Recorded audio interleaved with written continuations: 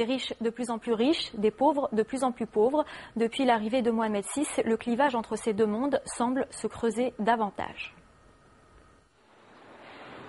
Casablanca, la capitale économique du royaume, est devenue le symbole du Maroc qui bouge. Ce Maroc des voitures de luxe, des centres d'affaires, des villas huppées et des magasins chics. Grâce à la finance et à l'immobilier, l'élite économique du pays s'est considérablement enrichie ces 10 dernières années. Et pourtant, dans le dernier rapport des Nations Unies sur le développement humain, le Maroc rétrograde à la 126e place, très loin derrière les autres pays du Maghreb. L'opulence d'une minorité contraste toujours avec les difficultés de la plupart des Marocains. En 2007, la hausse vertigineuse des prix a porté la colère dans la rue. Chômage, corruption, services publics défaillants. Les frustrations du Maroc oublié ont éclaté au grand jour dans différentes régions du royaume. Nous avons maintenant dans le pays deux couches, ni plus ni moins.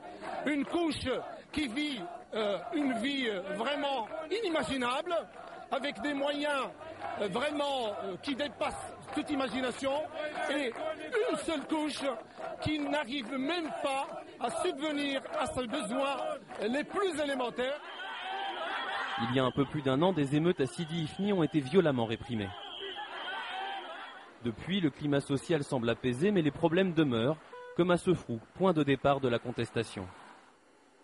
Diplômé en littérature et sans travail, Mustapha s'est résolu à accepter un petit boulot dans la boutique de son frère. Maintenant, je suis parmi les pauvres. J'achetais des choses, des journaux, par exemple, quotidiennement. Maintenant, je n'achète plus. Je n'achète plus. Et pourtant, les chantiers en faveur des plus démunis se multiplient à travers le royaume depuis l'avènement du roi Mohamed VI. Logements économiques, centres sociaux. Mais reste la question du modèle de développement. On est dans un modèle économique qui favorise l'accumulation de richesses,